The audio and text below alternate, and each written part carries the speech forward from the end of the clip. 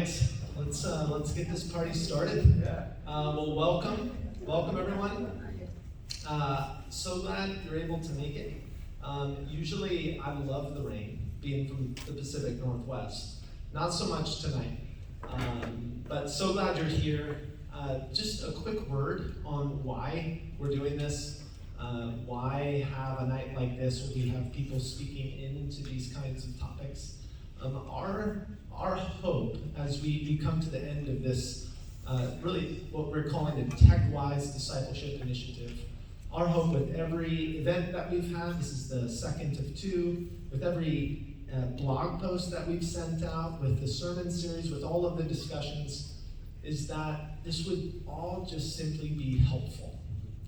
And it's a very light, low bar goal, but that's our goal, and including for tonight, that this conversation would be helpful, and I have no doubt, given who's sitting behind me, that it will be. Our desire is that we spark conversations and really stoke people's imaginations for how to navigate life in this digital world in which we live. And so I'm really excited about tonight because, again, because of who's sitting behind me and what they have to say as they speak into the sorts of questions that will come up tonight. Just a few things on the front end. If you got a bulletin, obviously that'll give you a picture of how tonight will go.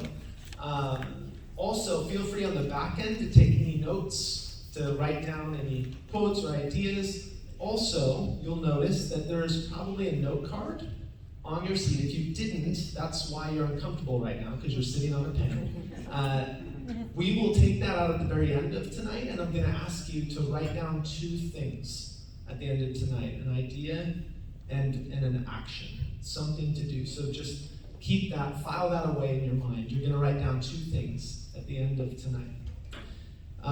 I also just want to take a second and thank one person who's sitting right there, Corinne Carl. Can we give Corinne Carl a round of applause? Pretty much everything that's happened that's been at all halfway decent throughout this TechWise initiative has been because of Corinne Carl. She's been behind all the graphic design. She really has been the driver behind so much. Her voice, her passion, just who she is. If you've talked to her, you've probably been inundated in the most beautiful of ways with all things TechWise. So Corinne, thank you so much. You've been a huge support, I know, to me and this whole conversation. So thank you, Corinne. And then finally, I also want to introduce our moderator, our esteemed moderator for tonight. Now, many of you know Brian Croak. If you don't, he is on staff here at Park Church as an integral part of our team.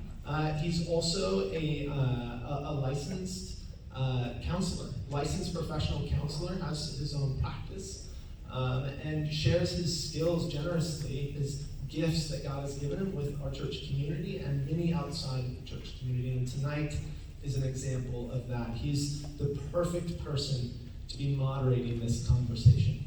So thanks so much for coming. I'm going to stop talking now because you didn't come here to hear from me. Let's give a warm round of applause to Brian, who will be introducing our panelists.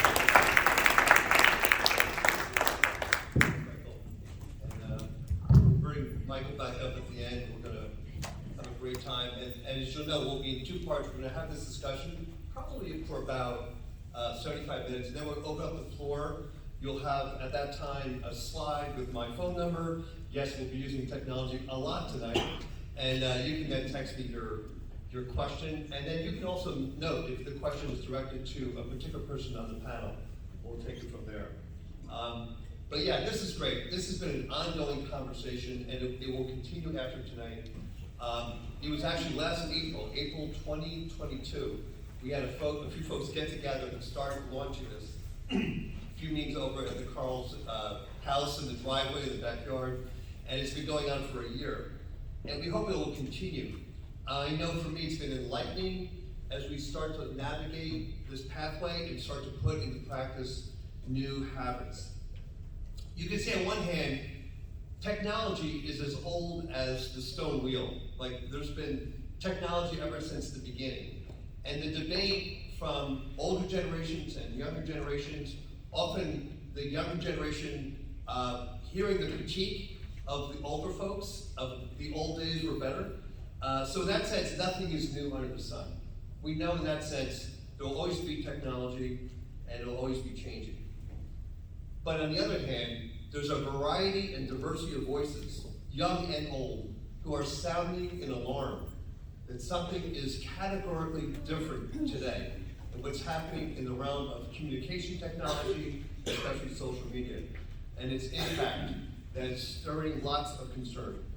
And so that's what we're going to engage in this very intentionally tonight. And all of our folks are from the Park Church community, which is great. Now you'll note, much of the conversation will be about parenting and helping parents do that task better. Our adults here on the panel are all parents.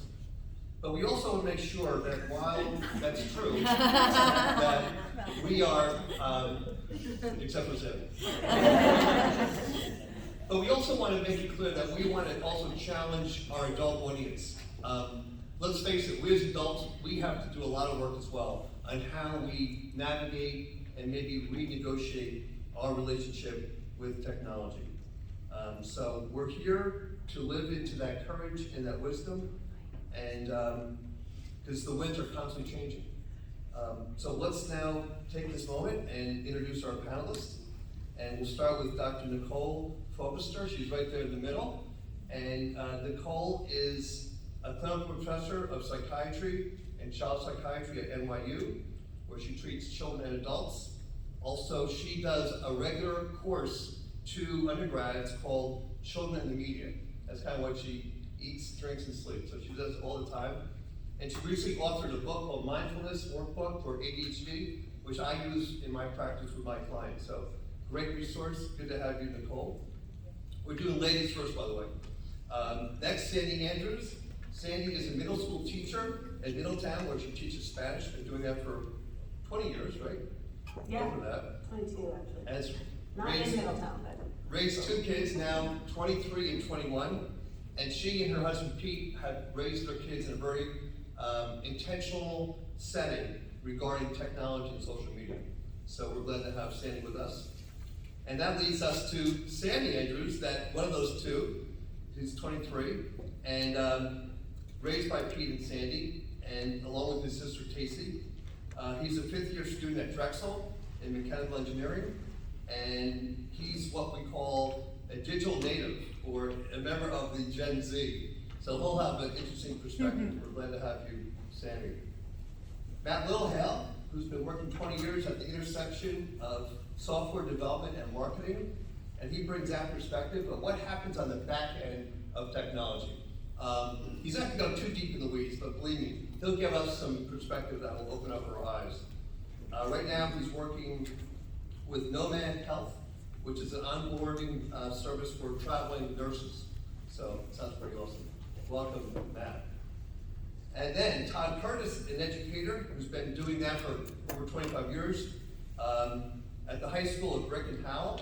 And then in 2018, he was nominated as and became Monmouth County Teacher of the Year. Pretty awesome. Assistant principal. He was assistant principal for 4 years, and now for his first year is finishing up as the principal of Bayshore Middle School. So he sees his stuff up front and close. So we're looking forward to this discussion.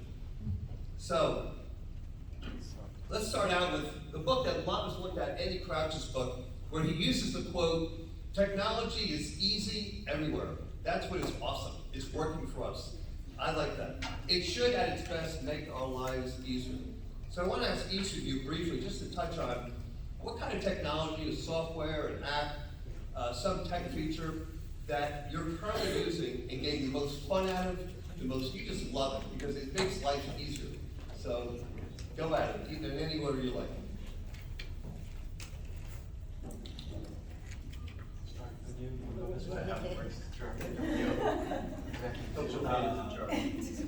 Well, I was answering this as the most useful piece of technology that you have now is Zoom.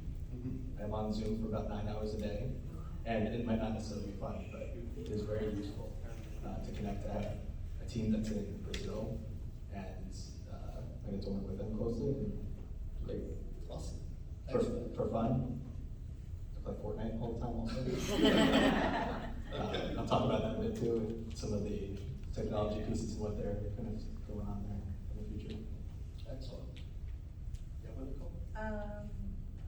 I guess oddly, I guess I'm a dinosaur, I still use Facebook. I'm a member of a Facebook group for physician moms, and so there's probably now about 74,000 of us.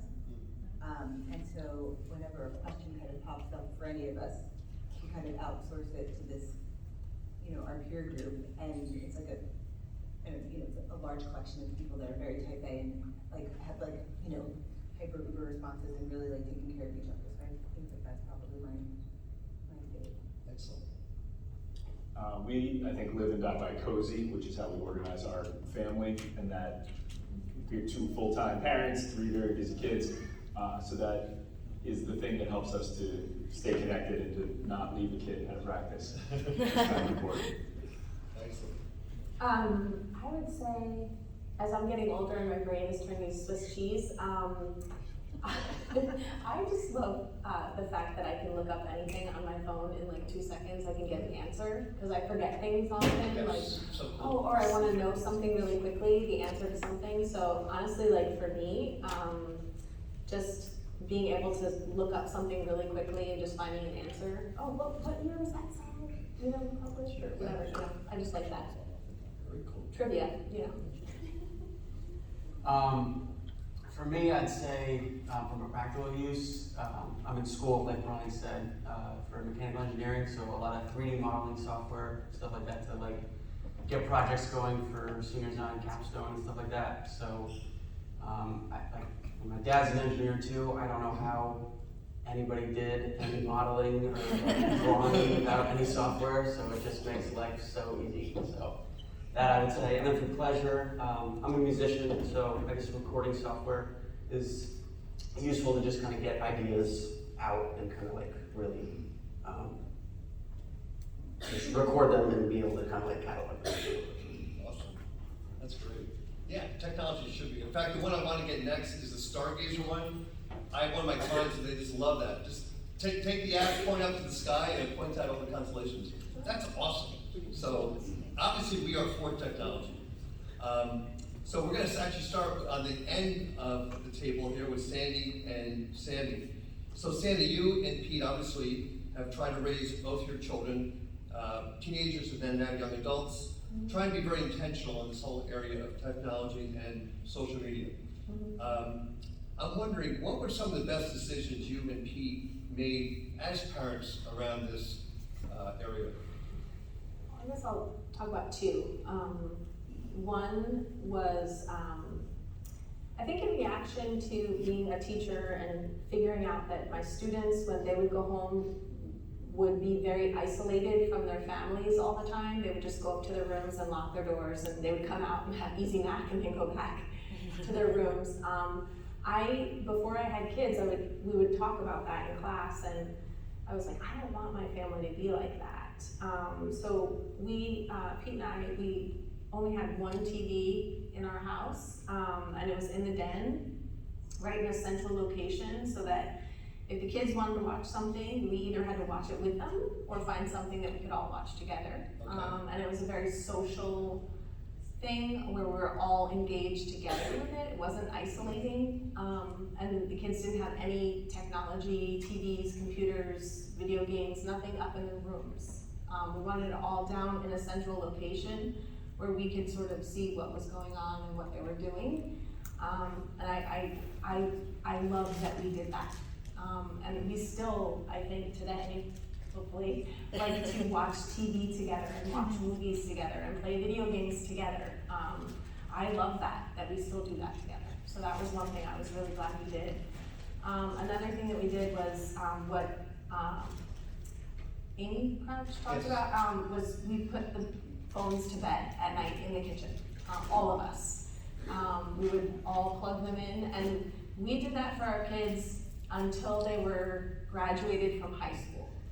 Then once they graduated high school, we said, all right, now you have to figure out how to handle your phone on your own because you're going off to college. So you have this summer to figure it out, and then it's off to college. So I'm very, very glad that we did that because I feel like it gave them the opportunity to rest, actually. I think that really helped them sometimes stay out of a lot of drama that happens overnight with kids on their phones, and with group chats and things like that.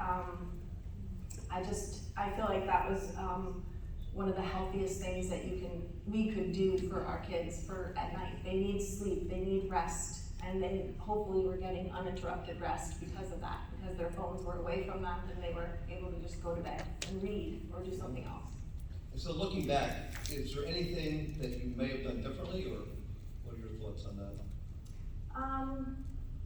I think Tacey mentioned this to me, that she wished, I think that we had talked more about why we were doing all of this. Okay. And I didn't realize that we didn't, or didn't explain it maybe as clearly as we should have. I thought we did, but she wished that we had sort of really talked more about why we were doing it instead of just saying, don't do it, don't get off your phone, don't do that, just, well, why? Like, what, you know what I mean? And have a little bit more of a discussion about that. But otherwise, I don't know, I'm pretty happy with the way we did things, to be honest. Thanks. So Sammy, you went through this experience. What was it like growing up in your house, describing life as your mom just did, with Linden screens and social media? So I kind of just going off what she said, it felt like there were kind of two avenues or roles that technology took place in our house. It was either for utility purposes or exactly what you said, for social interaction. There was very few times where one person was kind of sucked into a screen individually, whereas like if we were using technology for recreation or something like that, we were all together, so it was very social. I grew up in that environment, so I don't really know any other way. Until I went to school, obviously, and then things changed, because just as you said, you had to kind of learn to navigate technology on your own. But when we were doing homework and stuff like that, we always just did it downstairs. And growing up, again, I didn't know any other way, so there was no idea of, oh, I feel like I'm missing out, or like I'm losing the sense of independence or something like that. It was just something we did. And it was fun, like I got to do homework with my sister around and we goof off and stuff like that. So it was great. And to talk off what you said about how we weren't allowed to have phones in our room, I'd go to school the next day and I'd be talking to friends and they'd be saying, man, I slept so poorly last night. And I'm like, oh, why? And they're like, oh yeah, no, I was watching YouTube or what have you. And it's like, well, yeah, of course you're not going to sleep. Like, you have your phone, your screen right in front of you. It's a really bright screen. Right. So yeah, like that was, without knowing it at the time, looking back, I'm so glad you guys did that, because like I have so many friends that their sleep schedules are just ruined because they just can't put the phone down when they go to bed. And then since you are a member of Gen Z, are there things either from yourself or perspective of your friends that you feel you wish parents would better get? What would you think you wish parents would better understand? I guess something that I've observed a lot is I wish parents would understand to not underestimate the influence and power of social media, especially when kids are at a really impressionable age, like middle school and high school. It's kind of astounding to see how often people will take something they read on Instagram or what have you, just at complete face value. They just assume that it's true. You see that a lot, especially in college too. There's just, the majority of people are just incredibly misinformed. So I think having discussions and dialogues with your kids on, taking everything you read online with a grain of salt. I remember growing up trying to be very conscious, like if I read something that I was confused about or saw something that was questionable to me, I would try and ask them about it. I think it's really important that you have that kind of conversation with somebody face to face instead of through a screen, because that's where things just get totally misconstrued and confused. I see. That's a good segue. We're going to now bring it to Nicole. both in your professional practice and as a parent of 3 children, you have used the phrase intentional parenting when it comes to screens. And that our children are given too much power. When they do, it makes them anxious. Could you say more about that? Yeah, so I think a lot of in my private practice, obviously because of the fact that I've been teaching this undergraduate class for a long time, one of the things that I always want to talk about are kind of the way that people are using screens, because it can have like really a myriad, you guys hear me, actually just realized my. That's okay, perfect. Of effects on children. And I'm always really kind of struck by how challenged parents are to set healthy limits with media. So for example, I have a teen boy that I guess he wasn't a teen, I started seeing him when he was maybe like 10 or 11 years old. And he would come home and he was just on screens until dinner time. He'd be on screen through dinner, after dinner, same sort of thing. And when I told his mom, that I thought we needed to make some changes, she's like, well, you're gonna have to do it. And I was like, I don't live with you, like, I'm gonna do it. But I wasn't surprised because I've had this conversation so many times. And so I guess what I mean by intentional parenting is that, sometimes you start something, and a lot of times parents feel like then they can't change that thing. So you might have screen rules now, but perhaps as you've gained more knowledge, you've read more, you start to realize that the current screen rules aren't working, or for whatever happens. And I think that parents really struggle to kind of, I don't know if you've ever had a dog trainer. So I always use this analogy, which is kind of something obviously, but when I was in training, we actually used a dog training book called Don't Shoot the Dog to learn behavioral principles. So, Okay. but essentially, what we were taught was that the parent must be the alpha in the same way that if you have a dog and you want the dog to not feel anxious and know that there's a person who's kind of running the ship, that the dog has to know that, because it makes the dog so much more peaceful and it's like, okay, you've got this. I'm so glad, because I really don't have this, but I'm gonna try to have it if you don't. And in the same way, parents have to also take the leadership position. I think it's really easy to feel like, almost you imagine that your children have the same level of complexity in terms of their way of thinking and the wisdom that you've gained over all of these years. And often because they have so much access, right, to media as well. And so you might think like, oh, well, they know what they're doing. They can handle that, right? They can't. They don't have what we have, and so we really do have to handle it for them. And so when I say intentional parenting, just really thinking about what it is that you want as an outcome, and then making sure that the life that you're leading is in alignment with that, and that you really are the one who's kind of at the reins, and that should be collaborative, especially as kids get older.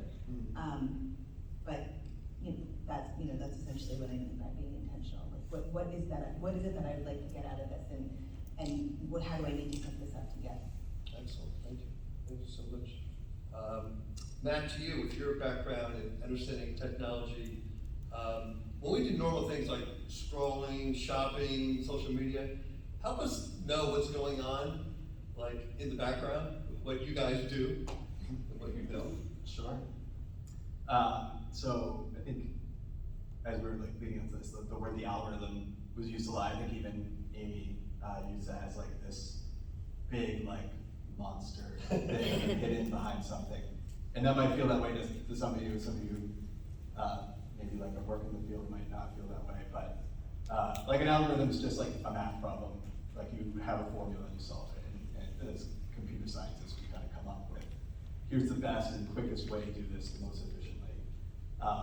In social media and all sorts of other kind of online platforms, the algorithm is taking all your pieces of data, and some of this is pretty obvious as you browse around and see retargeting ads that show you the shoes you just were looking at on the website. But it's also what will provide the most engagement on the platform. So Facebook is trying, they don't care that your stuff's not in chronological order. They want to show you what will give the most engagement, which will mean which stories, that's why you see trends of things coming on. You'll see trends of how pictures are posted, or trends of politics or different things like that. But the other thing with the algorithm is that it's run by people, and I think I have a screenshot here. So recently, you might know that Elon Musk bought Twitter, which is interesting. And they open sourced their algorithm. Open source means they made their software public, so anyone could go and look at the source code of it. And one thing that some people found in the algorithm was a call out for different tweets that had Elon Musk in it, or different call outs for different political parties. And so the algorithm isn't like this, it's just doing it behind the scenes like a machine is like magically coming up with an answer. There's people that are influencing the things that you see for a reason. There's like an ideal of like when Facebook first started, oh, this is great, we can all like share different things, we can see all these different things. But as soon as money's involved, the thing that's gonna drive it is what's gonna make the most money, what's gonna drive the most ad clicks. So this algorithm is taking the things like your clicks, like the different things you look at, and it doesn't matter what website you're on. You might not know this, but like Facebook has like a pixel, and this is what I do all day long, is I talk about how can we make sure that our Facebook pixel is on every page and firing the right conversions so that we can see where you came from and what you were doing, so that our Facebook ads perform better later. And that's why I Zoom 9 hours a day, so we can talk about that and figure it out. And it's even down to like the reason TikTok goes quickly into one direction while like the themes of what you're looking at is because even the slightest pause, like as you're scrolling through a video, gets tracked. So that when you come back, it's like, oh, this person paused for like a split second on this video of this kid dancing. Amazing. And then that's what it makes you want over and over again. But that's what drives engagement, so that you're getting more ad clicks and more whatever else is in there. The other part that drives the algorithm of the ads is not just your feed, but with the ads is you might not even know that you're getting advertised to. And you might see like, okay, I saw these shoes that I saw on this other website. That's pretty straightforward. But the fact that like Facebook has some data on you to determine your political party, whether or not you put that in there, and that's what's influencing the algorithms, but it's also what's showing specific ads to you. And it might be variations of ads that are identified to people that are in your cohort of similar likes or actions across the internet. So you might see a political ad and you might think that you're not being really advertised to, but it's like targeted in such a way that it's so specific that you don't even know that you're being advertised to. And I think for us, for like my generation, we kind of grew up with like the internet coming in and think, oh no, we can recognize these things, but like you can't, like it's not possible because what we're doing with marketing and with these algorithms or the data that we're tracking is so that you don't know that you're being advertised to, and that the propaganda and everything that's going out there is just part of what you're consuming. That must be difficult to know all that and to know that it's a force that we just, in some level, can't resist. Yeah, like the amount of data that's available isn't even from the internet. It's like from your location as you're walking around, but it goes back to like our parents signing up for grocery cards in the 90s and the TV stations that people watched in the 80s. Like this is amounts of data that's available for people to advertise to and figure out different ways that we can see you. Thank you. And it's not like individuals. It's not like I said, like, all right, I want you and I want to find out exactly what you're doing. It's like identifiable pieces that can really sum up who you are. And you might think you're unique, but you're not. Let's now go back to the positive side with Todd as an educator. And you realize technology in the classroom is changing all the time, but in what ways Todd has technology enhancing education? You know, as well as the challenges it's presented, but yeah.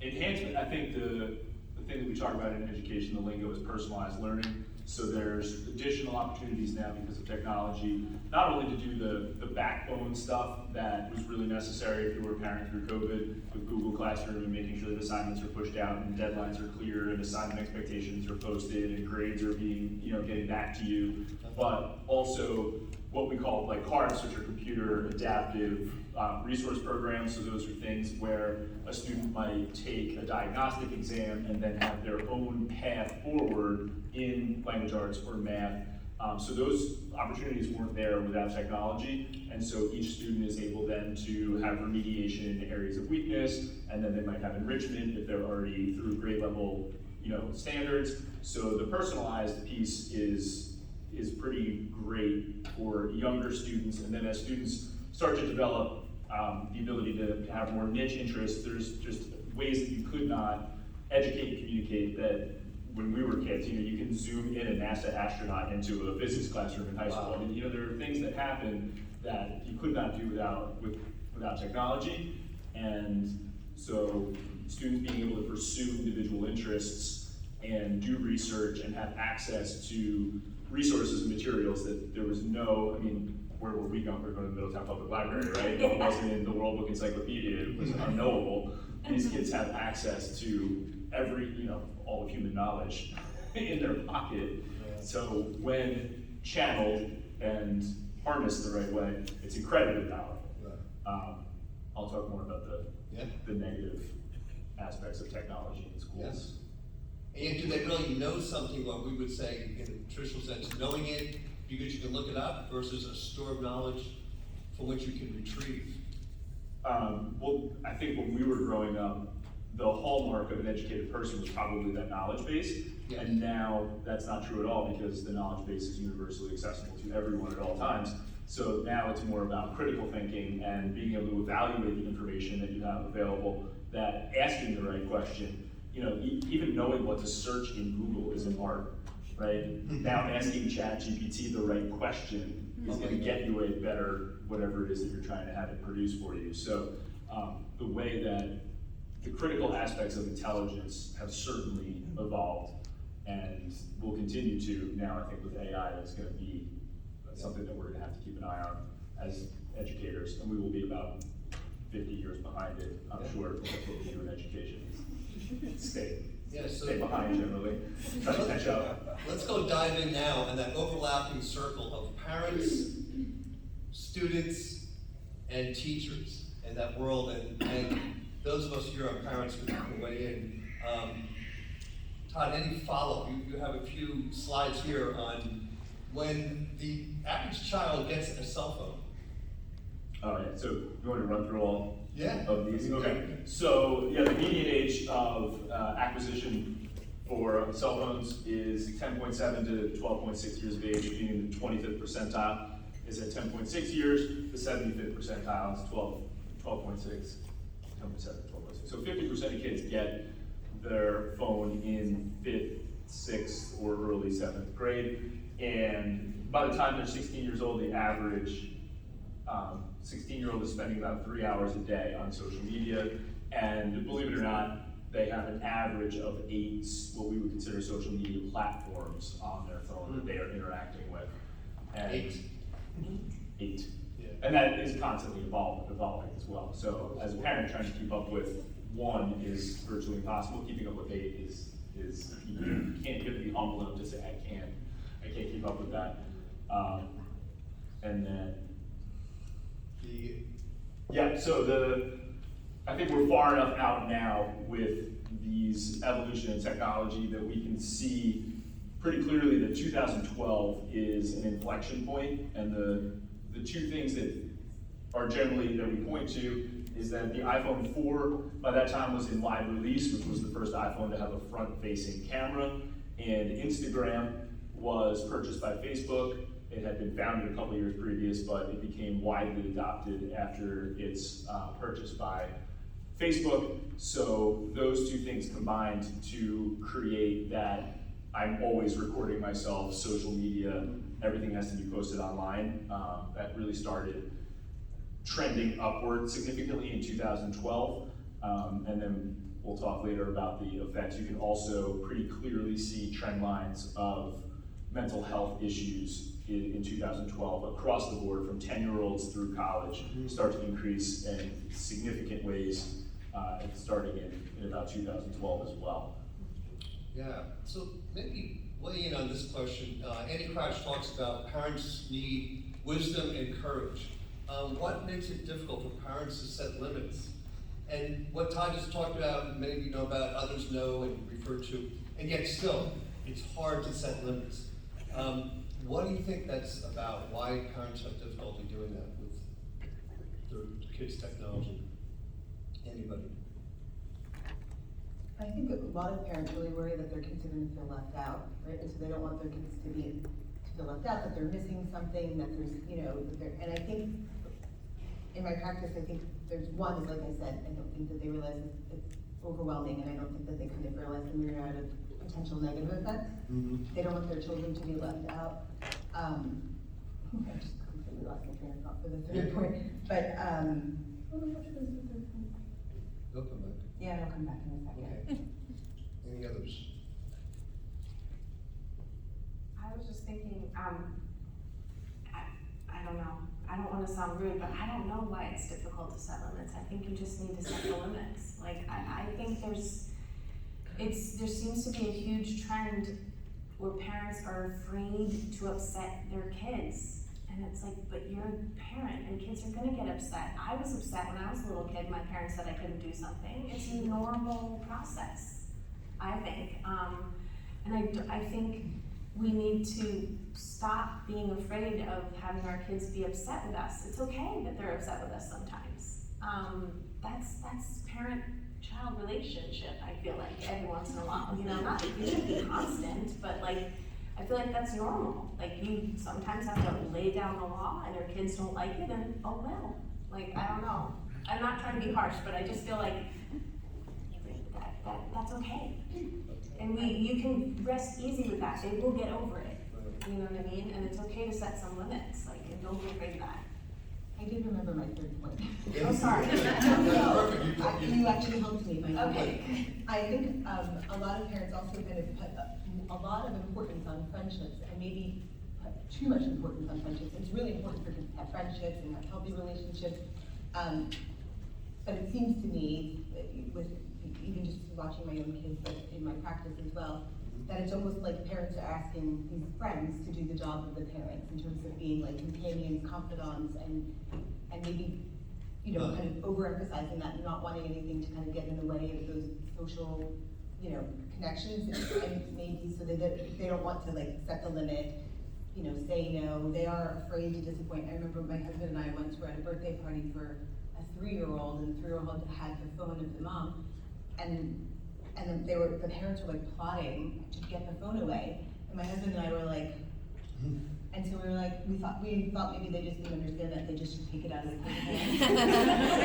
So we were like, oh, why don't you just take it out of her hand? And they were like, no, we obviously can't do that. And we were like, okay, we were like, well, what about if you took it out of her hand, put a passcode on it, and then handed it back to her, and then she would lose interest. No, that would just lead to a complete meltdown. Wow. So, like, Yeah. I don't understand, okay? Exactly. I was like, they'll do it once, and then they learn, or maybe twice, and then the third time that it extinguishes. But they spent about 20 minutes and ended up having to like lure her outside. I mean, it was really, you like watched the whole thing like it was a sociology experiment. But we like 3 years old. And Sandy, I have to have you chime in, watching your friends growing up and being, you know, middle school to high school. What do you think, like your friends' parents, why they had such difficulty? I mean, yeah, I would say it's very similar to what's been said here, in that I think there's sometimes a fear, or just, I've seen this actually a lot in some of my friends' parents, is almost just kind of an apprehension to even start that kind of conflict, even with your child, which again, I think is Avoid the conflict. a little strange. But yeah, I think just to kind of maybe add a little bit, I think it's a huge aspect of Scripture as well. And part of the teaching that Jesus' love doesn't necessarily require approval. Like Jesus ate with tax collectors and sinners, but they were the ones that walked away changed. So I think it's, I'm not a parent, but I think it's important that to not shy away from discipline, especially if it's to do something that's going to benefit your child in the long run. Thank you. I think there's, when kids are younger, the device is convenience, right? It's buying you time because the child is distracted. Yes. And then by the time the kid gets older, they have established a relationship with technology, and are involved in worlds in that technology that then the parents want to be a part of, to try to maintain connection with the child that they let get raised by the technology. It's like, so there's a convenience aspect to it, and then there's a fear of losing connection that the parents almost want to text their kids from the other room because that's the way that the child is comfortable interacting. So you've got a slide for us here, Todd, which I think is so good, and folks have had a chance now to read it, but think about this, I think it's a great thought. The child-based childhood, or play-based childhood rather, involving a lot of risky, unsupervised play, which is essential for overcoming fear and fragility, versus a phone-based childhood, which blocks normal human development by taking time away from sleep, play, and in-person socializing, as well as causing addiction and drowning kids in social comparisons. A lot there. Any further comment on that contrast? I think it speaks for itself in a lot of ways. The work that the authors are doing on this, so Luke Yanoff and John Haidt especially, and this is a very controversial topic, and there's no consensus yet about the effects of phones and social media on kids. So this is being duped out in the public domain and in university circles, and I'm sure you see that there's no consensus yet, but I think the work that he does is very thoughtful, and it's seeing the phone out of a myopic view of what is the phone doing, and panning out to a broader view of how, of more the sociology, the macro view, the how are we raising kids differently, how is the entire ecosystem that the child's growing up in different than it used to be. And so I think that allows us to not vilify the phone in isolation and has a broader perspective on more than just the technology itself. I think that's the value is panning out and thinking about the whole way that we're raising kids, from discipline to letting them take healthy risks and things like that. Okay, Matt? And I mean, we don't have the number up there of like parents and the amount of time they spend on social media. There's also adults that are succumbing to the same kind of things, which, like, when you think of parents not wanting to give parents wanting to give their kids a phone or not taking it away, it's like they're also sucked into their phone. Yeah. It's in the same way. Very true. Nicole, you're gonna add a perspective? Well, I think there maybe a couple of things came up, reading this great slide. The one is actually, there's a lot that actually happens, like the research on like the benefits of play are very clear. They've studied longitudinally. Kids play, like when kids play, kids are less anxious. Play is the way that kids like manage their anxiety, and it's also how they come to understand the world. And so, a lot of times parents, and I've seen this happening a lot, my husband and I talk about this a lot, it's almost like there's so many parents that are kind of in a rush for their children to grow up. We have our neighbor's kitchen because her daughter hit 2nd grade and she was like, oh, she doesn't just play kitchen anymore. Do you guys want this thing? And I said, I kind of feel like maybe she should keep it, but she's like, no, it's time to move to a gymnastics bar or something like that. But everybody's kind of in a rush, but there's so much that actually happens during play that really, it's also, when you think about it, it's like a mindfulness activity, right? The child is completely, largely absorbed into this activity where they, create this fictional world. The fictional world, if you like sit and listen to kids play, you're like, that's what's going on with you. Like, this is literally what I do in my office. I like cut out a dollhouse, I have my figures, and then I just kind of observe and listen and ask questions. And usually within like 1 or 2 sessions, I'm like, okay, like I have a really good sense of what anxieties are going on for you, and they're working them out in that way. They're also connecting with each other, right? They're learning how to interact with each other.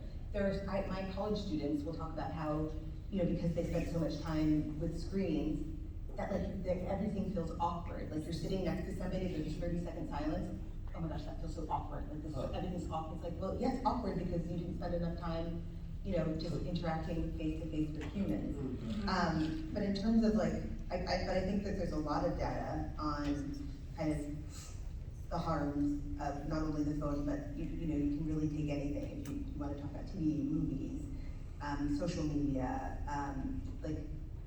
and there's like literally you could just go on in terms of like anxiety, depression, ADHD, being fearful, having violence, I mean, like, the literature is quite broad on the effects of all of the things that we can pull from our phone and how they affect children.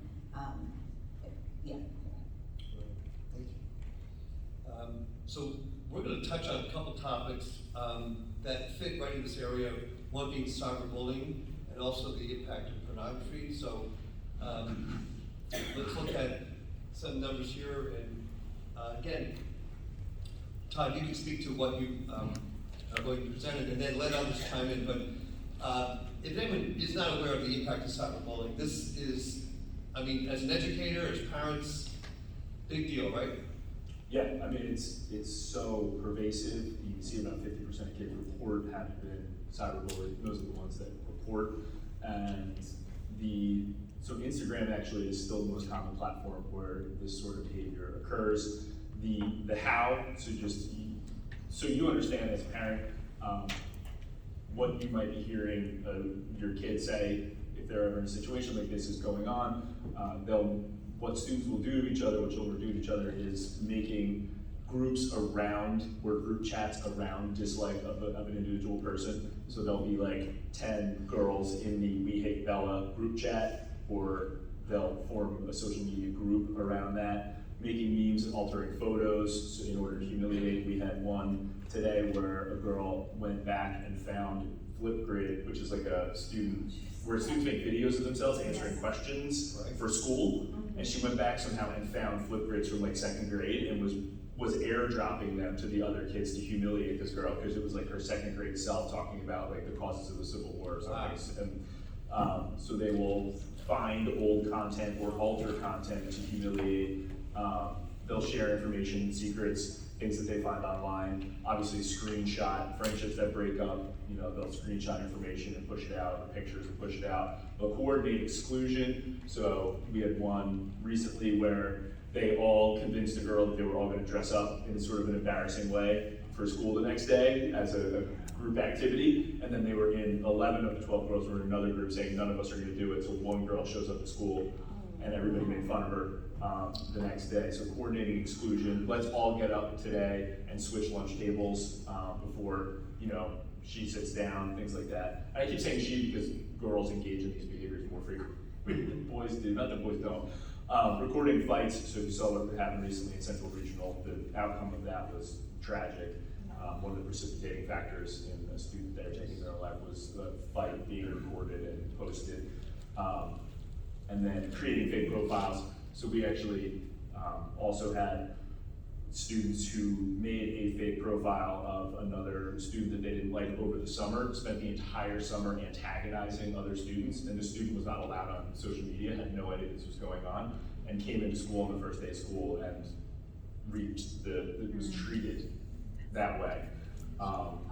Because the other kids had spent the summer calling girls names and saying that they wanted to fight the guys and stuff like that. So so those are some of the hows that students will engage in this behavior. And then based on, these studies keep coming out, but it's still appearance and intelligence or academic performance are still the most common reasons that students are targeted, and then followed by those more distinguishing characteristics like race, sexuality, socioeconomic status. Those are 3, 4, and 5, but it's appearance and academics or intelligence that are the 2 most common reasons for a student to be targeted. Anybody want to chime in on those comments or what was said? And of course, if the phones are always present, many of my clients who are teens, I'll ask them, hey, what's the policy of your school? Oh, we're not allowed to have it, but we all use it. I mean, that's a whole other piece. The phones are ever present. So before we actually look at pornography in its larger sense, another thing that Todd brought up was what happens with sexting, and a new word which I didn't know about, sextortion. So this is another big concern. So just, there you are, basic definitions. Whether or not we are aware of what's going on in the schools or among our children and their friends, But, yeah, speak to this stuff. So, I mean, yeah, you can read the definitions. It is impossible once it's out to catch up with it. We will try in situations like this, and it is the most, well, I don't wanna say that. It's one of the very disturbing parts of my job is trying to find and then delete things like this. But once they're out, it's almost impossible to catch up with it. And I've never called a parent who was like, I am not surprised. Like, everyone is always shocked. So the not my kid, like, you don't know. And some of it is just natural curiosity. You know, I'm in middle school, so that I think there's a natural curiosity there. But there's also peer pressure in this area to provide. It's one of the hallmarks of like a middle school relationship is, you know, it's not your varsity jacket anymore, it's your picture that you're exchanging as part of just relational routines among some kids. And then when those images are used, I won't say blackmail, but that's the term that we would use for when those images are used to manipulate somebody else's behavior. So common things that students will do, besides cyberbullying, releasing information if there's something that, you know, the friendship has ended or the relationship has ended, is soliciting additional material for money, and this is more adults who then infiltrate children circles. They will ask, because kids now have, in addition to access to social media, a lot of kids have access to money. They have Cash App or Venmo, or, you know, and this is something that they can actually send money without you really knowing about it. Requesting in-person meetups is like a worst case scenario, or introductions to peers. So they will find individuals, like the adults who engage in this will have hundreds of folders of kids that they will find. They'll start with one and then they'll branch out in the social network from there. When we try to peer on peer, it's usually for additional material. Adults who infiltrate in this way, it's the other three. And then Snapchat is the most dangerous platform for this because kids are mistakenly think everything on Snapchat disappears. Right. And But it it doesn't. does not, and there are ways to save it, there are ways to, I mean, you'll know if somebody screenshots it, that you can put stickers on it, or you can just take a second phone and record opening the Snap. So the idea, the false sense of security that if I send it on Snapchat that it's not gonna remain, it needs to be clearly communicated to kids that snaps do not actually disappear. And you, go ahead. Just one little thing, it's not little, but, almost every year in our school, or in schools in the area too, I'm sure, there's always a case of a child taking a picture that's compromising of themselves, thinking that, you know, oh, I'm gonna send it to this boy I like, or, you know, what have you, and then it just gets spread everywhere. And, kids don't realize that when they get that picture on their phone and they forward it to someone else, that is literally distribution of child pornography. It is, it's a federal crime. It's a federal crime. And so tell your kids, if they ever get anything compromising on their phone, to delete it immediately. Like, don't even, you know, just get rid of it. And recently deleted. And also, Which tell is the your other- parents if that happens to you. From a Like, practical standpoint, Yeah. I'll often have kids in these situations who'll be like, I didn't ask for it and I deleted it, and then it will be in, because they won't realize we also have to delete recently deleted. Yeah, And I will still find it on their phone. yeah. But just tell a trusted adult that happened too, because, it's just, kids don't realize what they're doing, and, they're not, you know, it's awful. Yeah, And, thank you. In fact, that's why I asked what advice to give parents, and that's one that delete it immediately, give up your phone. And the pressure that some kids would feel they have to present, especially girls, these pictures. It's just to be, you know, keyed in on them. And I would say if you receive stuff, delete. Yes. If it's happening to you, like we talked about, that you should actually stop, save, and tell, is what you wanna do, is in case law enforcement needs to have material to What are the trace 3 back. steps again? So you stop, disengage with the person immediately, Right. and then don't delete anything. If you are a victim of like Yes. extortion, for example, don't delete anything yet, and then tell a trusted adult. Those are the 3 steps that we would suggest in a situation like that. Yeah. But it really is a must conversation to have, particularly with teenage girls. I have this conversation with every single patient when we start, and you would be amazed at how many still do it, despite the fact that I'm like, listen, never, ever, ever, ever send a nude. And they're like, no, I got you, I would never do that. 2 years later, there's your nude, it's all over the place, it's just a disaster, they're suicidal, it's just, it's really a mess. So you have to kind of, I feel like now I have to say it, and then I have to like kind of go on repeat, because somehow, you know, you feel like you're invulnerable when you're an adolescent, so it's hard to get the message. As we're touching on addiction and how, Matt, your experience being on the back end and how telemarketing, digital marketing works, the impact of pornography getting into our neural pathways and becoming addictive, like this obviously is something, you know, people on the back end know all about how to make something like pornography addictive.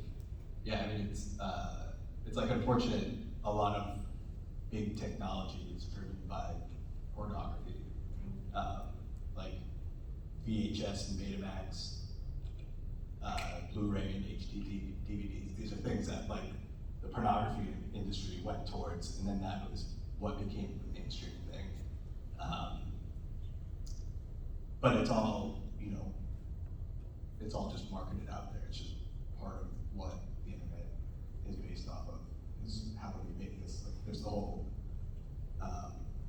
dark web side of things, which I don't actually know that much about because it's not worth ever exploring ever. But like, it's like a second part of the internet that you can't, like, you need to be very intentional to find, but it's just set up so that you can distribute things like this and do things like this without any kind of, I mean, it's all actually traceable, but like, with very little risk for what you're doing. And what counsel would you provide parents in how to keep their children's devices safer? I mean, Just don't give it to them. Unplug it. or Unplug once they it. have, like, Yeah. once they have to I mean, keep them off there's, I'm violence. sure my kids are on phones yet, so, but there's monitoring tools and there's privacy things. There's devices you can get that you can put in between your router and your cable modem that'll filter everything out before it goes back and forth, which is probably kind of technical to do, but is probably the safest way to block all the things coming in and going out over your internet. Okay. We'll get, I don't know if there's other. yeah, I just wouldn't we'll have assume a, anything's foolproof, you know? we'll have a resource page. Sophisticated firewalls, and my kids just go find everything on their Chromebooks in school, so. Yeah, I included a resource on our resource page. Yeah, there's a lot of good things. Nicole, you've talked about some of the male clients you've had or patients who you've watched them journey through adolescence into their 20s, and they've had a particular experience that maybe you want to share about. No, I definitely don't.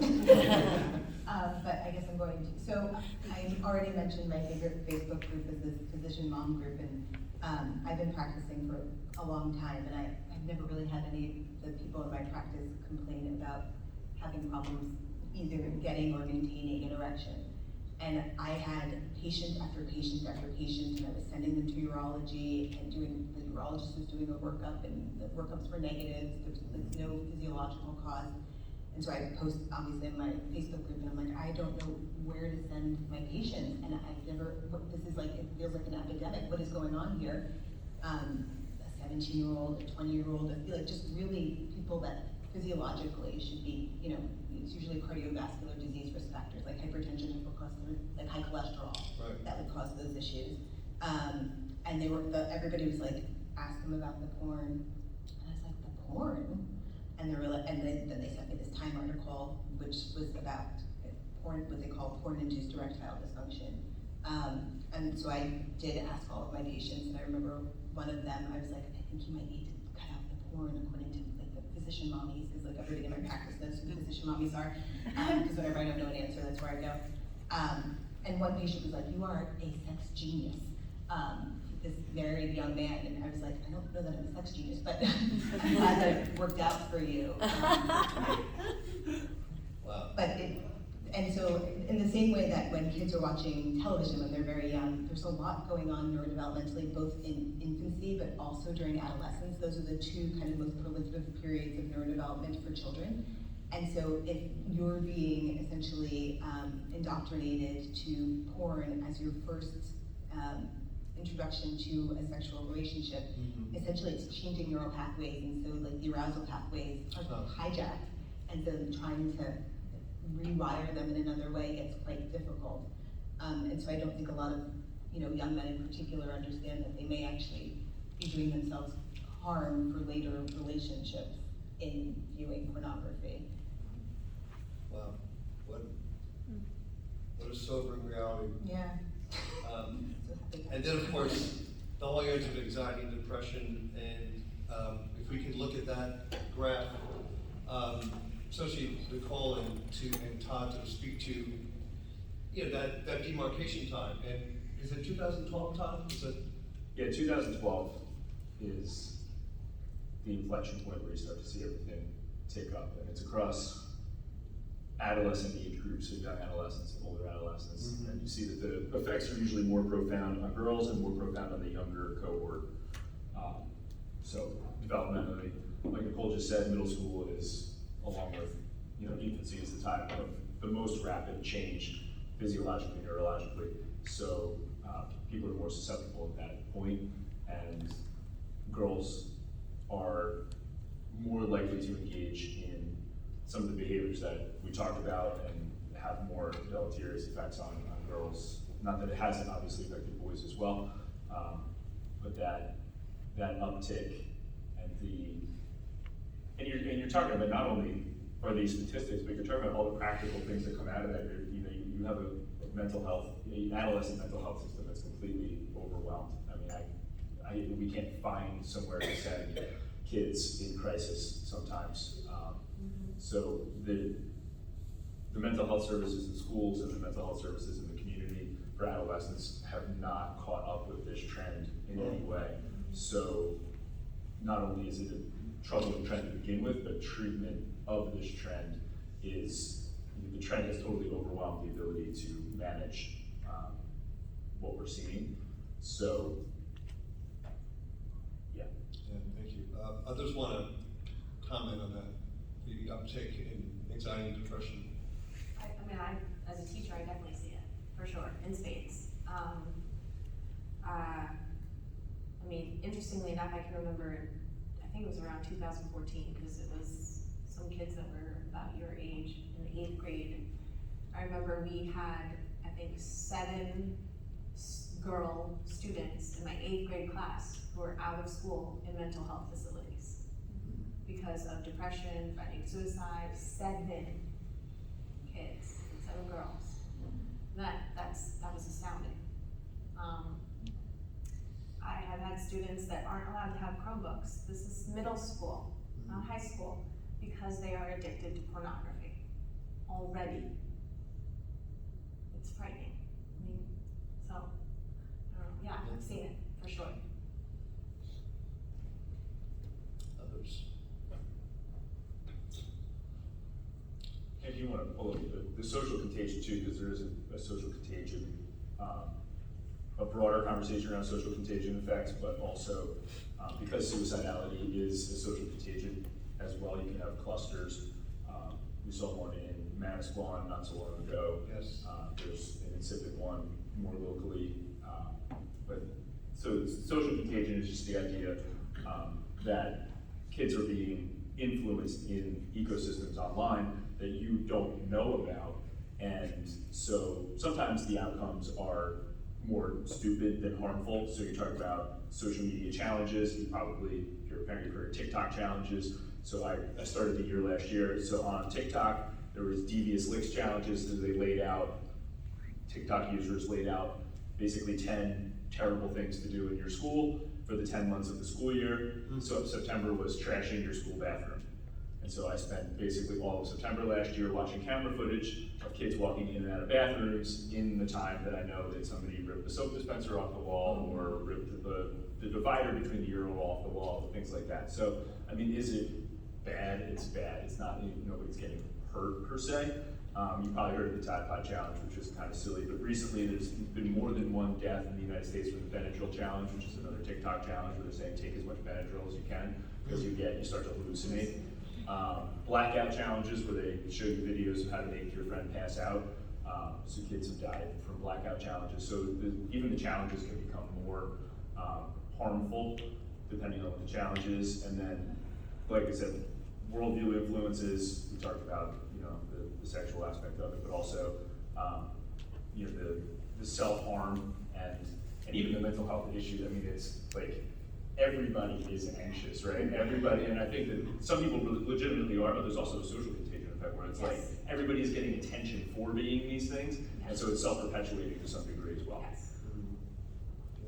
Nicole? It's like, cool. Oh, I'm so sorry, I'm traumatized by hearing about this, because this is what I do all day. Right. Sorry, I'm probably making a lot of Okay. faces. Please ignore me. No, I mean, yeah, and, yes, I guess when I read Social Contagion, I get frightened, because, I work in New York City still, and so there was recently a private school student who jumped, off of a building, and those are the things that will make me lose sleep. I will literally be okay, tonight I'm calling all of the people that I have that are similarly aged and in private school, because one, it's a very small cohort in New York City, and everybody, there's only 1 or 2 degrees of separation. But all of the kids that are similar in age, and the more similar they feel to that child, the higher risk it is for that child, and it is particularly high risk for 10 to 14, 15 to 19 is then the next age cohort that we're in, which is kind of not as high risk, but it is really scary, because kids see these things and they don't necessarily understand what's going on in that one kid's life. That kid might have so many more things going on, but they start to identify and think well, if this person, decided that this is the way they were gonna handle their stressors, perhaps this is what I should do as well. And to the kind of anxiety and getting attention for, I can't tell you how many patients really want to now identify as mentally ill. And it takes a lot of work to kind of divest them of that as an identity. Okay. And because there's just so many TikTok videos on how to know if you're borderline personality disorder, or are you anxious? Do you have social anxiety? Do you have and so then people roll up and they're I did my research, I saw it on TikTok, and so I know Right. I'm borderline, and I'm well, you're whatever. And I'm also talking about that, but And it excuses, bad choices, not in my inability to do practice, work. it doesn't. In school, it's oh, I can't do that because I have. Yeah, It's yeah. it's 6 math problems, you probably can. And the impact of social media, we're talking also about girls and young women body dysmorphia. And you spoke a bit to me about that, and how you're seeing patients struggle with that. Yeah, so I think and I'm sure, when people post things, so I have my undergraduate students always do a project, they have to do a public service announcement, and I would say probably 90% of the girls will pick doing a public service announcement about how highly edited the images are on social media, and how kind of triggering that is for wanting to think that you should look the way that those images look, and kids really kind of striving. I wish I could remember who the student was, because I would love to show it, but she did a particularly amazing video where she kind of showed the before and after of her own editing and her own process of editing the photos before she puts them up. She could be professional. The kids are really good at it, but other kids see the images, and in France now, actually, if images are photoshopped, they have to put a little disclaimer on it saying this image has been digitally altered. Because the thing is that literally every single image that we see in advertising and wherever we see it, but also on people's personal stories and Instagrams, are all edited.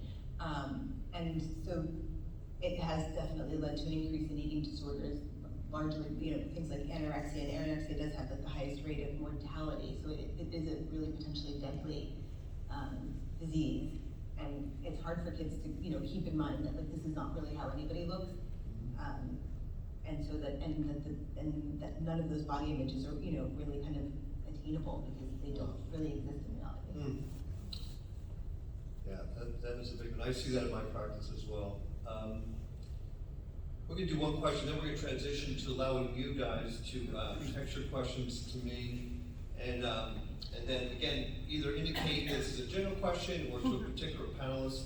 But while we're doing that, and just asking each of you, being a Jesus follower, believing that God is our creator, that we're made with limits and that limits are good, how has your Christian faith shaped or informed your own relationship with tech? That God gives us limits, and how does that inform that relationship?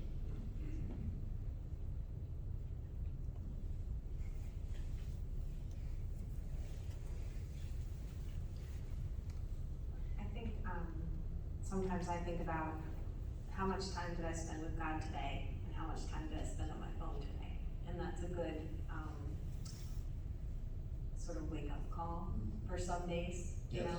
When I think, wow, I just was sitting here for half an hour, going on my phone, playing this game, doing that, doing the other, and like, I could have been doing so many other things. I could have been praying, I could have been, you know, reading my Bible, doing it, you know, there's so many other things I could have been doing with that time.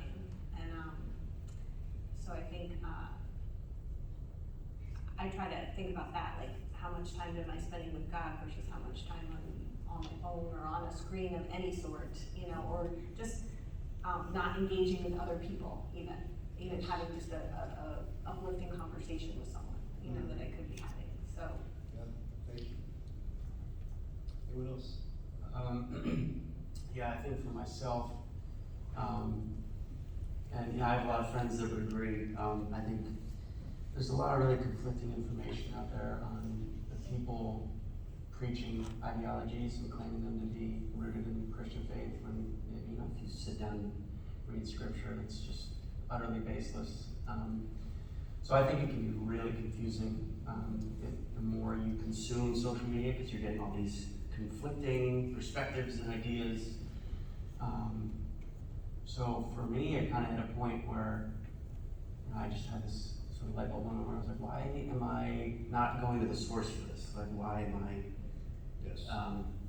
trying to find answers in, I don't know, a human ideology, because we're all fallen, like we all are sinners. So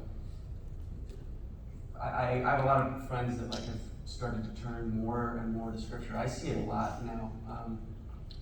People kind of turning away, and it's been these past few years, like turning away from ideologies, grabbing from technology, from social media, stuff like that, and turning back to scripture.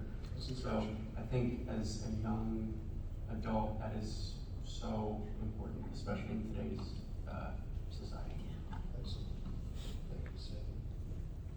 Anyone I else? think too, like, we're not called to be afraid. We talked about a lot of negative things up here that we should be concerned about, but I mean, it's powerful. Technology is a powerful tool, and like Yes. to advance God's kingdom can be done through technology. It's not just like posting, you know, TikTok videos about, you know, Mark III or something, but you know, just setting up a meal train, like you couldn't do that before, right? Like practical ways that you can care for people through Yes. technology, or being aware of an issue because you saw on Facebook, like, wow, somebody's going through a really hard time right now, and then using your technology to reach out in a non-invasive way by giving, you know, a text message and I'm thinking about you, I'm praying for you, or so that to not approach, like I said before, we're just vilifying technology, but to our faith should be informing everything that we're interacting with and everything that we're engaging with.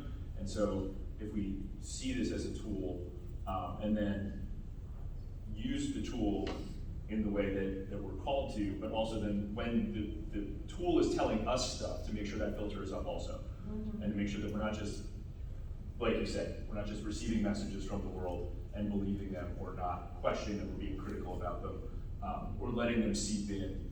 You know, comparison is the thief of joy, right? Like we're always comparing online, and we're always thinking I don't have enough, and that creates fear and anxiety, and faith is the opposite of those things. So not letting the faith filter down when we're intaking, and then outputting in an intentional way to advance what God wants us to do.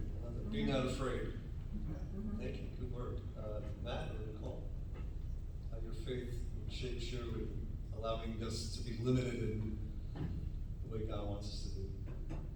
I would say, like, total skepticism of all technology, not just because of faith, I guess, but like, there is a reality that God created, and is present in 3D, and can touch and feel, like, and like our brains get so consumed by the technology, or like the things that are going into it, and we, like the people, not just even the people pushing technology, but just advances in things are just going to happen.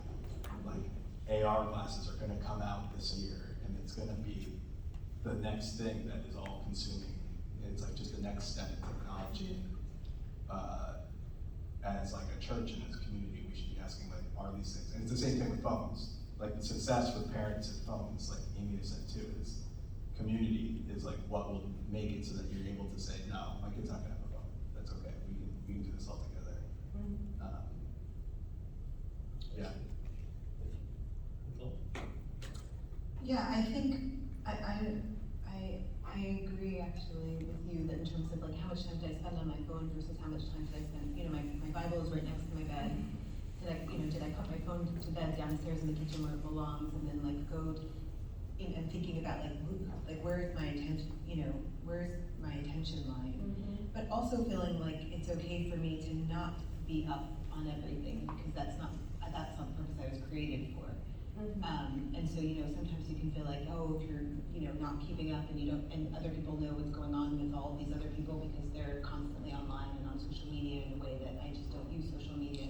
You can kind of feel left out, like maybe, Sure. and then realizing that that's not compatible with living like a Christ-like life, because, you know, one, like you said, comparison is, you know, really the thief of happiness and joy, and two, you know, you know that God has other intentions for your time and serving, you know. That's great.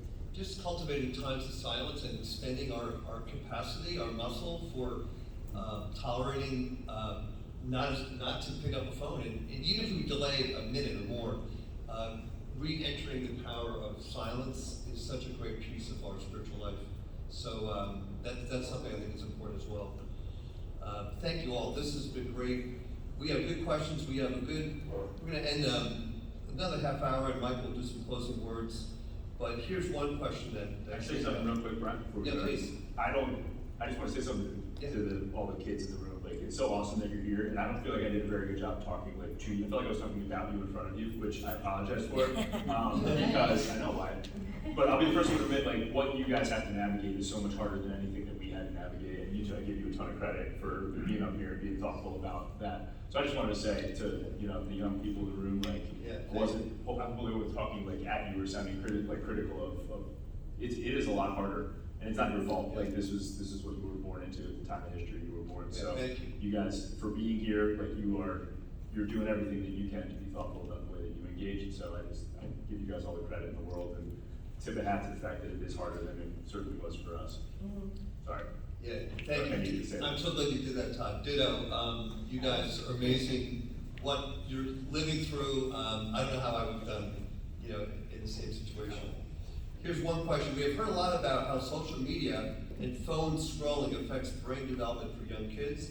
I'm interested to know if it is the same for TV. Since many of us have gone for TV, is it detrimental to cognitive and social development? Doctor? So it really depends on the number of hours that you're watching and the age of the child. So the American Academy of Pediatrics their statement was kind of for kids 3 and under, no TV was recommended, and it's the same sort of thing that I just mentioned, where there's just kind of it's a very rich period of neurodevelopment, and the quick changes that you see on screens, especially if you look at a cartoon from like the 1980s, 1970s versus something that you watch now, just even the screen changes are so much quicker because they have to be in order to keep our attention. You can probably speak a lot more to that than I can. They did change their recommendations to 18 months because they found that no one was actually following that parents were having their very, very young children in front of them, and so they felt like they needed to work with the audience. I don't know that was maybe the literature did not support that move, but I think they were trying to make themselves more accessible, so I understand why they did it. So I guess the answer to that is for very young children, it's pretty important for them to be in real life, like in 3D, because every time, you know, your child is like holding a water bottle, putting everything in their mouth, you know, touching whatever it is that they're touching, playing in the dirt, crawling under the chairs at church. Huh. All of that is like you're forming all these little synaptic connections, Huh. and not all, they're not little, they're actually quite big. And there's like all this mapping is happening, they're forming all these schemas for like, you know, all these different objects. It's just so much is going on, and you really want them to engage with all of their senses. And so for very young children, they really don't belong on screens. And then the magic number seems to be for people kind of 3 years and older, that you don't want more than 10 hours per week of screen time. More than 10 hours affects things like academic performance. You start to see lower achievement scores. It also affects things like attention and concentration. You start to see more deficits of attention and concentration. And then you can keep going on and on. Myopia, high blood pressure, obesity, you know, the list kind of goes on and on. That's so cool. These two combined together, I'll bring in tandem. As children get older, and even with set limits, it's impossible to completely shelter them. What are some of the approaches or tools parents can use to build resilience and wisdom and negative aspects of technology?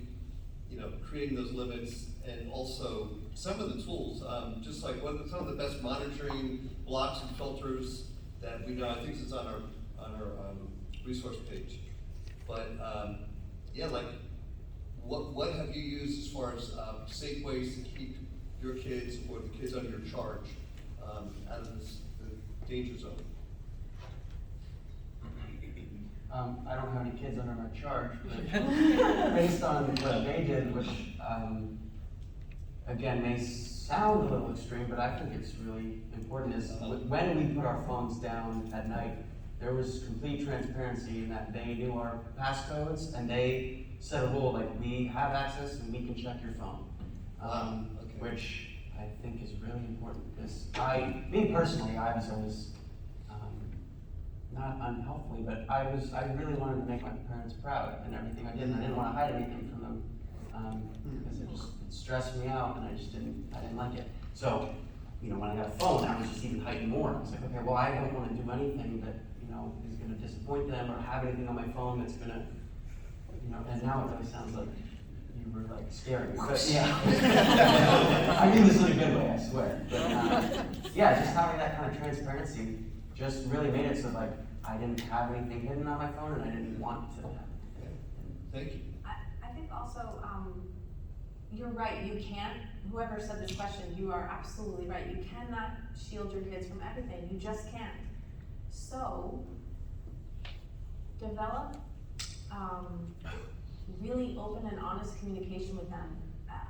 Hopefully help your kids feel that they can come to you and ask you anything. And there will be no shock, there will be no shame, there will be no screaming and yelling. It will just be an open dialogue about whatever question they have, or whatever, I think I did something wrong, but I'm not sure, you know, that kind of thing. Just because, you know, I think hopefully we foster that with you guys, that like you can talk to us about anything. Like if you had a question about something that someone said or did at school and you didn't understand it because it was very mature stuff, we'll talk about it, and it's okay. And I think that's helpful for kids to know that they have that safety net, because it can be really scary when something shows up on their phone that they're not used to seeing, or like, what is this, or what is that, or what is the other, and to know that they have a safe place to go to talk about it, I think is really important. Thank you. Could you guys bring up the slide, please? What it's called again? Considerations. Yes, considerations. Thank you. Appreciate that. Also to that question, some really good guides. There's one very affordable. Net Nanny is a great filter that you can use. Safe Search is a search engine that you can use for your browser. That's great. That's free. There's another thing. It's just parental control. I know a lot of parents just shut down certain times where you can't, your child can't access the internet. So I think those are great. Net Nanny, Safe Search. What was it? The other one. What's the other one, Michael, that we've used? We've talked about. It's another Covenant Eyes. Covenant Eyes is good, but that may be a little more expensive. But there are very affordable ways to to have blocks and filters. Also, what Sandy said is great, which is the computers really need to be used in public spaces. That is just such an amazing recommendation, that TVs should be in public spaces, computers should be used in public spaces. There's really no reason for somebody to be up in a room, right? Because then you really have no ability to monitor, and it's hard. I think it would be a really big ask to have kids up in their room with, you know, a computer and no monitoring, to not, you know, kind of go into a place of content that would not be appropriate for them. And then the other thing for younger kids, if there's like an app you wanna use, like we sometimes allow our kids to read books on something called Epic. There's something called guided access if you're on an iPad, and if you wanna just lock them into the one app so that they can like read however many books on this app that they want, it will stick them in there and they can't get to any of the other apps. Excellent. And if you want to take a picture of that slide, that sounds like a very helpful question here. Do you think children turn to phones and social media because they're afraid of having an open conversation with their parents? That's exactly what Sandy was saying there. Yeah? Any other? That we as parents aren't cultivating that openness with them. Yeah, I think that's very possible. Yeah. I think it's also what they see their parents doing. Right, I was just gonna say, it goes back to what you said, because sometimes parents are just as addicted to their phones as the kids are, you know, and so if they feel like their parents are busy on their phones, then they don't feel like they can approach them to talk about stuff, so stay on their phones, so. One of the like years ago when people only kind of watched TVs because there wasn't anything else, they would do studies about how families kind of use TVs, and a lot of families would use TVs kind of for conflict avoidance, right? So that everybody would sit in front of the TV together, but there would be kind of no interaction necessarily between the parties in said family. And you can imagine that now the same thing is happening, but can happen with a lot of other types of media. And if you don't start young like you did, in terms of making sure that you're having open conversations, then when kids start to get a little older, Yes. you know, it's Yeah, harder. and that segues well into the positive side. Something that Andy Crouch and Amy Crouch talked about, positive time to connect. What are some of your best practices as families that you're either doing or you want to do to cultivate real interpersonal connecting and interaction that can displace technology? Anything that you're working on or you have done? Something, I mean, just a real simple thing we did, every Friday for us, I mean, it wasn't like, you can't do anything else but this, but it was like, it was just kind of a tradition, every Friday was always pizza and family movie night. So it was like, we knew we were ordering pizza, I didn't have to cook. We knew we were ordering pizza and we'd all watch a movie together. And we'd talk about the movie or, you know, laugh and joke, and it was just, it was, I don't know, that was always one of my favorite nights. Not just because I didn't have to cook, but because we got to be together as a family, and we still do it every once in a while when the kids are home, you know, if they're not busy, like, pizza and family movie night, and we're like, yeah. So, and it's great, I love it, you know. I usually fall asleep by 8:30, but, you know. Any others, what you're trying to cultivate to put media and tech to the sides, to the edges? Okay. Yeah, it's an either or in every situation, right? If everybody's engaged in their phone, they're not engaged in conversation. Yeah. So that even, you know, I'm driving to a million practices, and more often than not, the kid who's rolling up to practice, the kid is sitting on their phone. But that was an opportunity to be like, how's your day, right? Like, so every moment when we're with our kids, there's a choice about whether we and they are engaging with each other or not. Yes. And to be intentional about every moment is important with each other. Yeah. Nicole, I know you have a practice, you and Dennis, when the girls are in the car, what happens? Our kids are very young, so we're in a different stage, and we'll have to adjust the stage so that we don't make it a forbidden fruit. So we're like, you know, kind of constantly adjusting because we don't want to create that dynamic. But our kids are young enough where we've tortured them since birth with kind of like no screens in really anywhere. So like long drives, plane rides, like out to dinner. They just have to kind of, they don't even ask actually because they're like, this is not even happening. And so we're like, when they're like, we're bored, we're like, that's a personal problem and not mine to fix.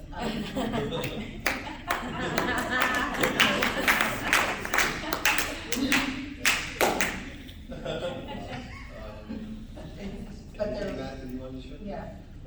Uh, But wait, I just want to say, water tolerance is actually also associated with lower rates of depression. So people that actually can tolerate boredom and actually know how to entertain themselves and like find their own fun tend to have much lower rates of depression. So that is actually quite intentional. It's not like you're just trying to torture them.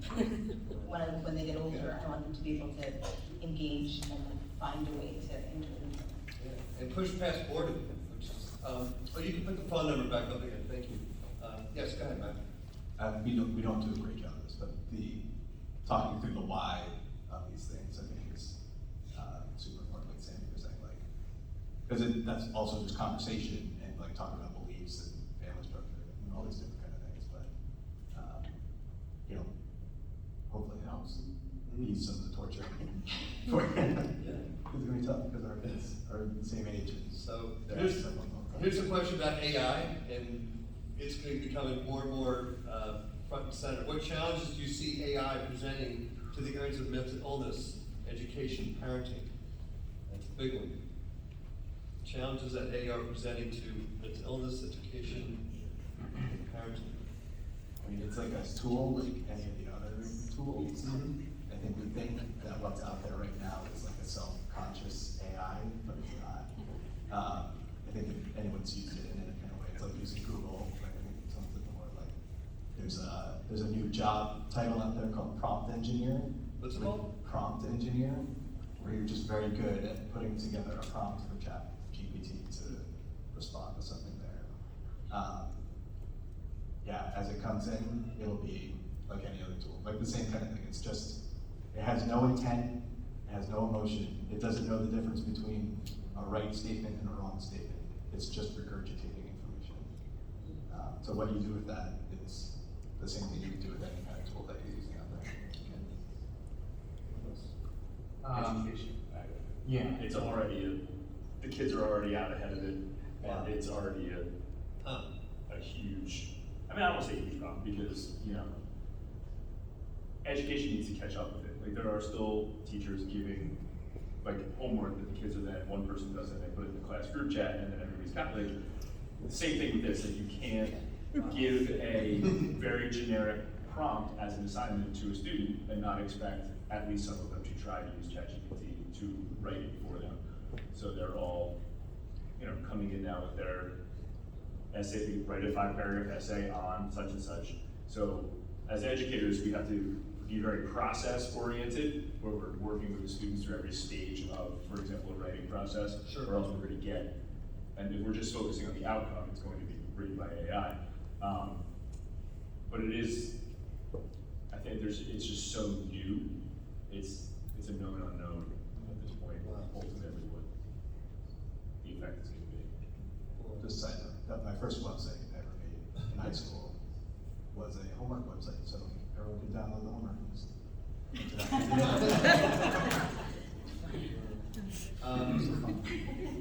Are kids encountering much Christian content online? Are kids encountering much Christian content? Depends. Depends what you mean by Christian. Yeah. Well, that, and it depends on what the algorithm is gonna So, feed them, right? Depending on what they click on, right, then they'll get more content that's Christian. and you're wondering if algorithms go slant against keeping Christian content down. Do you think that's the case? No, I think that's user intention. Good. And, oh, here's an interesting one. What are your thoughts on the metaverse that Zuckerberg is developing? Yes.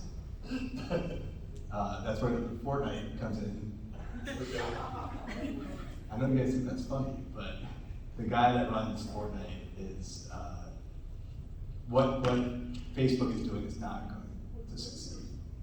Maybe I'll leave out those words, but, the real thing that'll happen is the way that the generated AI will come in and make super personalized experiences in movies and video games will allow you to incorporate all those. That's where like the AR glasses coming in will affect all those, but that's like the Fortnite goal is to become this like central place where like kids meet now and hang out and talk and do all those things. It's where I hang out with all my friends. Just kidding.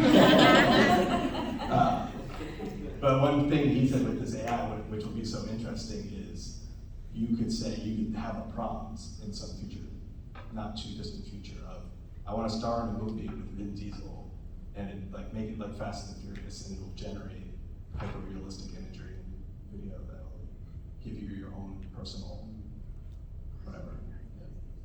Those spaces are common for the, going back to like sex torch and stuff like that, Yes. that's where so I literally just had one this week with a sixth grader who met through Fortnite some other kids in other places, and they started sending him graphic images. And that's, turned out not be other kids, it was predators in Michigan who were trying to solicit responses from him.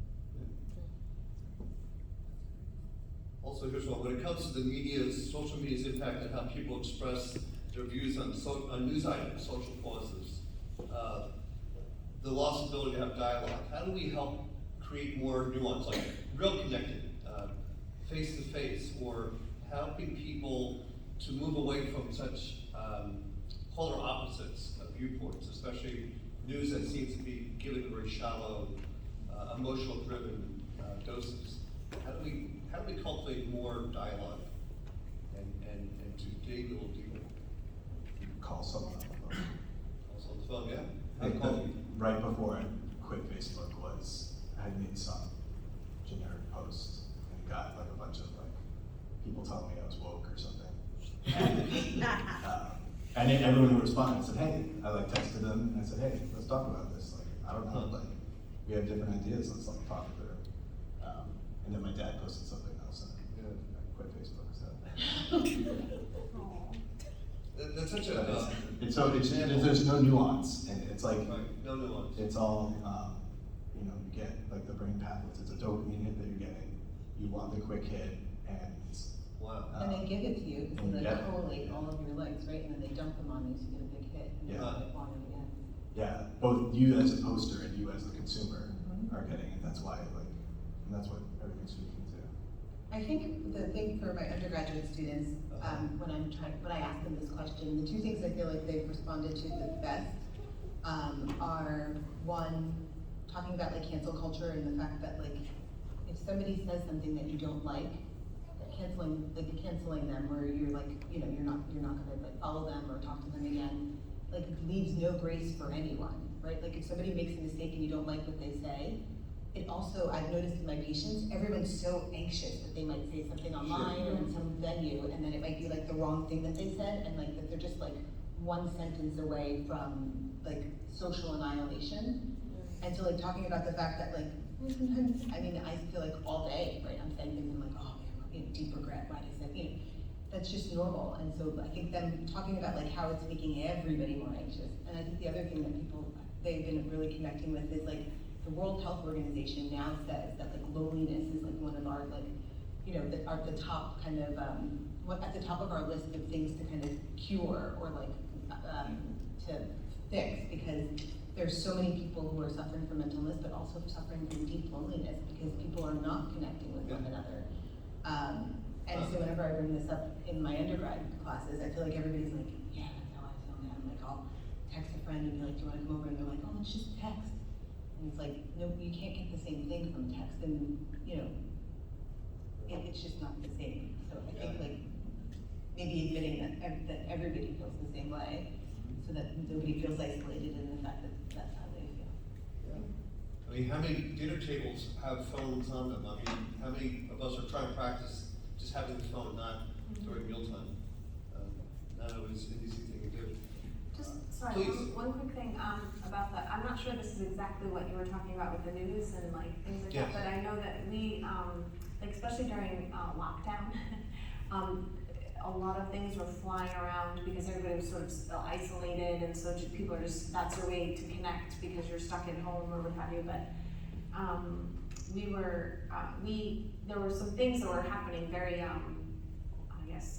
controversial things that were happening on the news, and, we had to, challenge, it was, I guess it was mostly Casey, to consider, like, check up on what you're reading on Instagram, on Yes. other news sources that are, you know, like, maybe even polar opposite news sources, and just kind of see what they're saying about that particular topic. Yes. And just see what's happening, like, what are actual news sources, not just a post on Instagram, but what are actual news sources saying, and you can't even necessarily trust that anymore Yeah. so much, but just to investigate a little more. Don't just take what's there and then assume that that's Right. the gospel truth, you Excellent. know, to just research a little. Yeah, which teaches more critical thinking. There's opinion, there's news source, and then there's where did you get the news source? Mhm. And can you look at a counter news source? Right, yeah, Yeah, to get, excellent. like, see how even those are saying different things, you know, so. I Excellent. think the platforms too are just such fuel for fire, and I think we need to learn ways to kind of quell our reactionary emotions. Okay. Find ways to kind of divert that from just post it, like you see something that's either triggering to you or it's fueling your conflict with somebody else, and then you just want to get it out there. Mhm. And I think that's just really dangerous because it's just, you know, both sides are just, you know, Yes. heightening and conflict and stuff like that. And that's really apparent, at least where I go to school, is like politics have become such a sense of identity where Huh. if somebody aligns with a certain political ideology, people want nothing to do with them, no matter what. Which is just, to me, I don't know, it's shallow and you're not like digging a little bit deeper. So I think taking the time to like find ways to redirect that kind of reactionary emotional state is important. Do you find your perspective on that, you're in the minority when it comes to your? Oh, yeah, absolutely, yeah. Yeah, good stuff. So let's segue to, I think the slide on the resource page, I guess, toward the end. And this will, is that it, Corinne? Yeah, that's it. So please take a picture of that.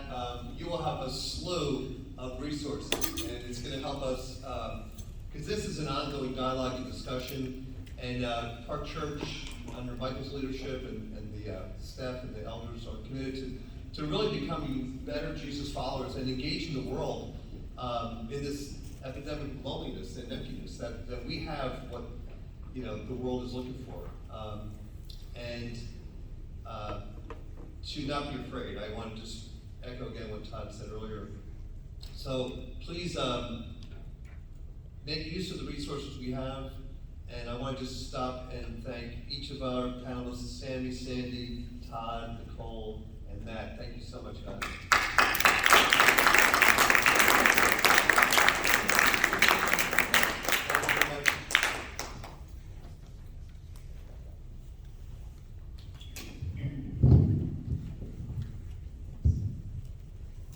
All right, well, we're going to thank them again in a moment, but first, we're going to just take 2 minutes. It's so easy to do an evening like this, to hear things and think, that's so good. And then to walk out those 2 doors right over there, and then to be like, oh, I'm kind of hungry, or, oh, I wonder what I could, and just to let all of this kind of float away. That's why there's a note card on your seat with a pen. We're going to take 2 minutes right now, just 2 minutes, and I want to invite you to write down 2 things. One is an idea. Something that was said that struck you, that you found interesting, intriguing, compelling, concerning. Something that you want to remember, that you don't want to forget. Some sort of idea. Secondly, an action. Something that happened tonight that made you think, I need to start doing this, or I want to start doing that, or I need to stop doing this, or I need to stop doing that. We're going to take 2 minutes right now and just do that. I'm going to set a timer on my phone.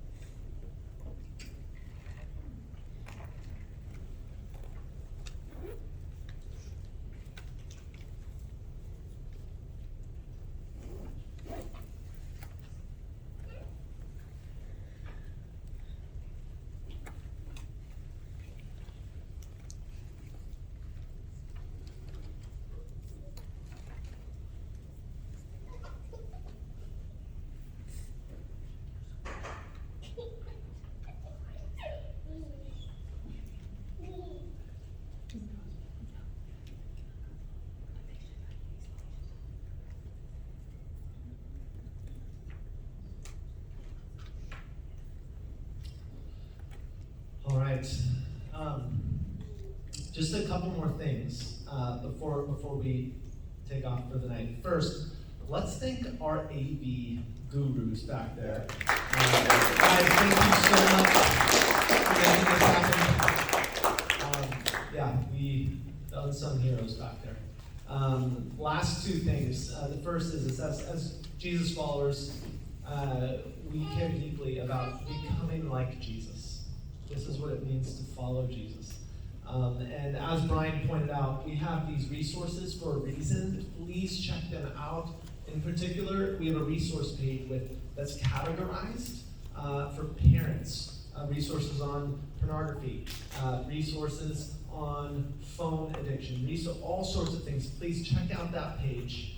Corinne put a lot of work into it. So if anything, just please look at it. I was having a conversation recently with a guy in Park. And my wife and I, a couple years ago, started having conversations with our kids in age-appropriate ways about the conversation, sex conversations. And we got a book series for this that's age-appropriate. And we've had such good conversation. And so I was talking to this guy in the park, and he's like, oh man, I don't even know where to start with this. And I shared with him some of the resources here. And on Sunday, he come up to me, and he was like, dude, this is amazing. All sorts of doors are opening in conversation with my son. We've just started talking about these things, really hard things. And so I mention that simply to say, really good resources we're curating there for you all. And then secondly, also, throughout this whole initiative, we want to hear from you all. And anecdotally in conversations, I've heard from a lot of people who are like, oh yeah, I'm doing this different now, or I'm doing this. We want to collect all of the stories of people who throughout this initiative are changing things. Maybe you're stopping one practice or habit, or starting another. It could be something very, very small, like I put my phone to bed now. Something is just, even if it's one sentence, we want to hear it, and we want to collect and curate those stories to share with the whole community. Again, it can be one sentence, it can be a paragraph, it doesn't have to be a 2-hour testimony, but we want to hear it. And so how has TechWise impacted you? If you could just write that out, email it to techwise@parkchurchnj.com. Again, we'd like to collect these stories and share them with you all so we could be encouraged and also learn from one another as to the ways that we're seeking to follow Jesus, particularly in a way that's not anti-tech, but tech-wise. And that's about it for tonight. I want to thank all of you for coming and taking time on Friday night to be present here. Our desire is that tonight, though it kind of marks the end of this formal initiative with this last event that we're having, it's not the end of this conversation. And so I want to encourage you to continue to be having conversations like this in your community groups, with your friends, with your family members. So thank you for coming tonight. And let's just end tonight by once again thanking both Brian, our moderator, as well as all of our panelists. Thank you.